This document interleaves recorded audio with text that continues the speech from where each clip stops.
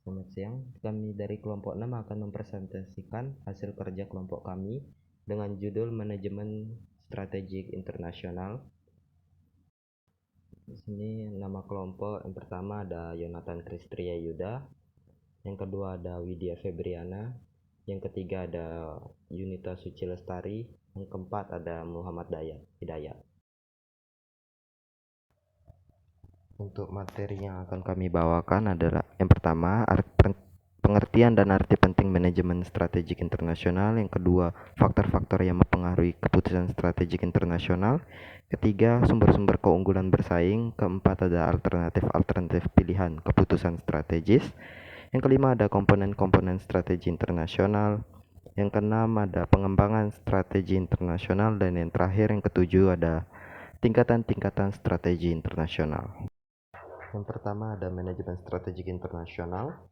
Secara umum merupakan proses perencanaan manajemen secara komprehensif dan berkelanjutan yang bertujuan untuk memformulasikan dan evaluasi strategi supaya perusahaan dapat berkompetisi secara internasional. Dan untuk materi yang kedua ada aktivitas bisnis internasional. Yang satu dan kedua ekspor dan impor seperti yang kita tahu, saya tidak akan menjelaskannya. Saya akan menjelaskan dari investasi luar negeri, yaitu penanaman modal oleh suatu negara di negara yang lain. Yang keempat ada lisensi luar negeri, yaitu perjanjian kontrak di mana perusahaan di suatu negara membeli lisensi penggunaan hak kekayaan intelektual seperti penggunaan paten, merek dagang, nama merek, hak cipta, dan lain sebagainya. Yang kelima ada waralaba internasional, yaitu bentuk khusus dari lisensi luar negeri di mana perusahaan di suatu negara bertindak sebagai pemberi otorisasi bagi perusahaan lain di luar negeri untuk menggunakan sistem operasi franchisor termasuk nama merek, merek dagang, dan logo perusahaan franchisor dengan membayar royalti kepada perusahaan franchisor. Yang keenam ada kontrak manajemen internasional, yaitu perjanjian kontrak di mana perusahaan di suatu negara menyetujui untuk mengoperasikan berbagai fasilitas atau menyediakan jasa manajerial kepada perusahaan di negara lain dengan menerima pembayaran yang telah disepakati dalam perjanjian kontrak manajemen. Yang ketujuh ada kontrak manufaktur, yaitu perjanjian kontrak di mana perusahaan manufaktur di suatu negara mengalihkan proses manufakturnya baik sebagian maupun keseluruhan kepada perusahaan lain di luar negeri. Yang kedelapan yaitu ada Turkey Project, yaitu perjanjian kontrak di mana suatu perusahaan menyetujui untuk mengerjakan desain keseluruhan, mengerjakan konstruksi, dan lain sebagainya. Yang kesembilan ada patungan, yaitu perjanjian antara dua atau lebih perusahaan untuk bekerja sama membangun kepemilikan bersama yang terpisah dari perusahaan induknya. Mungkin itu saja dari saya, yang akan dilanjutkan oleh Widya Febriana.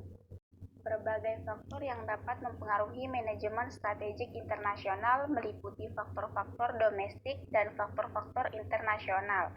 Yang dimaksud dengan faktor-faktor domestik yaitu faktor-faktor yang berasal dari internal suatu negara yang dapat mempengaruhi keputusan strategik internasional organisasi bisnis yang akan memasuki pasar negara tujuan bisnis tersebut.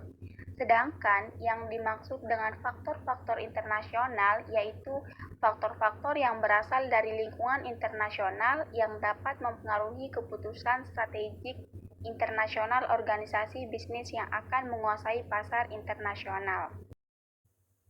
Faktor-faktor yang mempengaruhi keputusan strategik internasional secara umum dapat disebutkan sebagai berikut. Yang pertama, bahasa.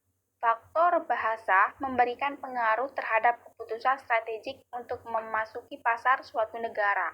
Akan lebih mudah memasuki pasar suatu negara yang bahasa nasional negara tersebut termasuk dalam bahasa internasional, seperti bahasa Inggris dan bahasa Perancis, mengingat kedua negara tersebut memiliki luas daerah jajahan terbesar di dunia, sehingga negara-negara jajahannya menggunakan kedua bahasa tersebut.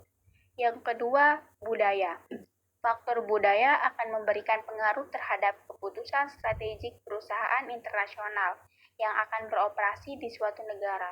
Contoh budaya masyarakat Indonesia dalam menghadapi bulan puasa dengan berbuka bersama keluarga yang mengakibatkan pengurangan jam kerja selama bulan puasa. Yang ketiga, politik.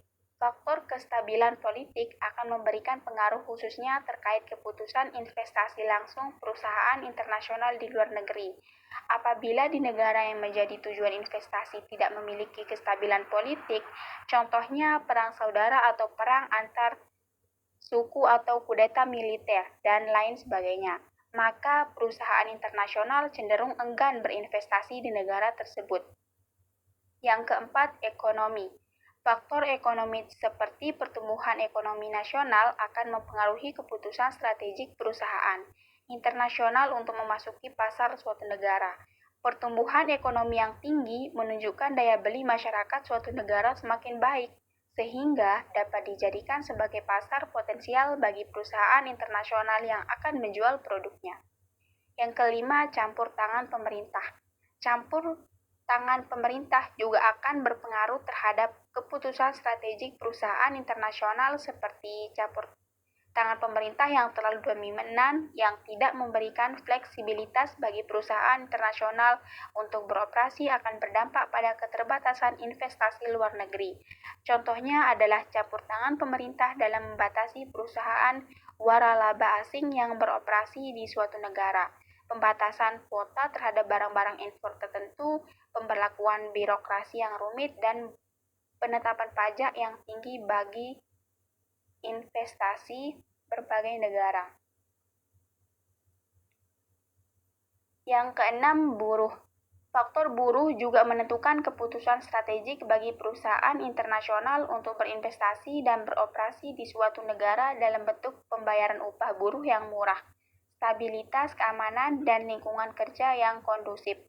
Perusahaan internasional cenderung akan mengalihkan investasi dan operasinya pada negara-negara dengan upah buruh yang lebih murah, jaminan keamanan, dan lingkungan kerja yang lebih baik. Yang ketujuh, hubungan industrial atau perburuhan. Faktor hubungan industrial atau hubungan perburuhan yang diatur dalam Undang-Undang Ketenagakerjaan atau Undang-Undang Perburuhan juga akan berpengaruh terhadap keputusan strategik perusahaan internasional, seperti pemberlakuan serikat pekerja atau labor union, ketentuan pemutusan hubungan kerja atau PHK, dan lain sebagainya. Dan yang kedelapan atau yang terakhir, pembiayaan keuangan. Faktor pembiayaan keuangan juga mempengaruhi keputusan strategik perusahaan internasional, seperti kemudahan dalam memperoleh pinjaman guna pendanaan operasional perusahaan internasional, tingkat suku bunga pinjaman yang rendah, fasilitas sistem transaksi pembayaran yang memadai, dan lain sebagainya. Sumber-sumber bersaing. Ada 3 sumber-sumber bersaing. Yang pertama, efisiensi global, yaitu kemampuan perusahaan dalam menentukan lokasi yang efisien. Yang kedua, fleksibilitas multinasional, yaitu kemampuan perusahaan untuk memasuki pasar di berbagai negara dengan memperhatikan perbedaan politik, ekonomi, hukum, dan budaya. Yang ketiga, pembelajaran secara mendunia. Pembelajaran bersifat mendunia berlaku hampir di seluruh dunia yang dapat diperoleh oleh perusahaan yang bergerak dalam skala internasional. Dan di sini ada alternatif pilihan keputusan strategis. Yang pertama, strategi replika domestik, memanfaatkan keunggulan dalam negeri sebagai senjata kompetitif untuk luar negeri. Yang kedua, ada strategi multidomestik, yaitu anak-anak perusahaan yang difokuskan untuk kebutuhan pelanggan lokal. Yang ketiga, ada strategi global, yaitu tujuan utama ini adalah memenuhi kebutuhan pelanggan di seluruh dunia. Yang keempat, ada strategi transnasional, yaitu penggabungan antara efisiensi secara global dengan kelebihan lokal. Dan selanjutnya ada komponen-komponen strategi internasional. Yang pertama, keunggulan yang membedakan. Keunggulan yang dimiliki seperti teknologi mutakhir, jaringan distribusi yang efisien, nama-nama merek yang dihormati. Yang kedua, ada jangkauan kegiatan operasi, yaitu wilayah geografis, ceruk pasar atau produk dalam wilayah. Ceruk pasar khusus itu yang termasuk jangkauan kegiatan operasi. Dan yang ketiga, ada pengalokasian sumber daya. Alokasi sumber daya spesifik melalui lini produk, lini geografis, dan lini produk dan geografis. Yang keempat, ada sinergitas, menciptakan situasi di mana seluruh lebih besar daripada jumlah bagian-bagiannya.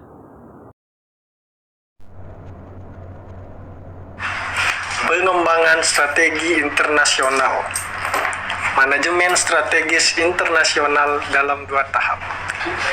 Yang pertama, perumusan strategi. Memutuskan apa yang harus dilakukan, menetapkan tujuan dan rencana strategis, mengembangkan, menyempurnakan, dan persetujuan pada pasar yang dimasuki. Yang kedua, implementasi strategi. Benar-benar melakukannya, mengembangkan taktik untuk mencapai strategi internasional dan perancangan organisasi, pekerjaan karyawan, sistem dan proses pengendalian. Kunci penting itu semua. Selanjutnya, langkah-langkah dalam merumuskan strategi. Yang pertama, mengembangkan suatu pernyataan misi. Yang kedua, melakukan analisa SWOT. Yang ketiga, menetapkan tujuan-tujuan strategis. Yang keempat, mengembangkan tujuan-tujuan dan rencana-rencana taktis. Dan yang terakhir, atau yang kelima, mengembangkan suatu kerangka pengendalian. Kemudian, tingkat-tingkat strategi internasional. Pertama, strategi korporasi atau corporate strategy yang meliputi strategi bisnis tunggal atau single business strategy, strategi diverifikasi yang tidak terkait dengan bisnis inti perusahaan atau unrelated diversification.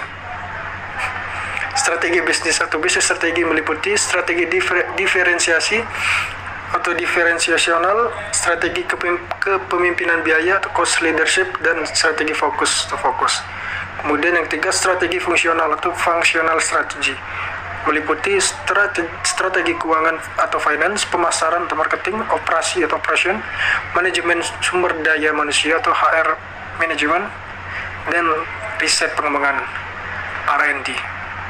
Terima kasih. Selanjutnya ada kesimpulan, yaitu manajemen strategi internasional adalah proses perencanaan manajemen yang komprehensif untuk merumuskan dan mengimplementasikan strategi agar perusahaan dapat bersaing internasional secara efektif. Hasil dari perumusan manajemen strategik internasional adalah berupa pengembangan berbagai rencana strategis, pengembangan berbagai rencana strategi internasional, dan kerangka atau ruang lingkup bisnis yang komprehensif dalam mencapai berbagai tujuan perusahaan.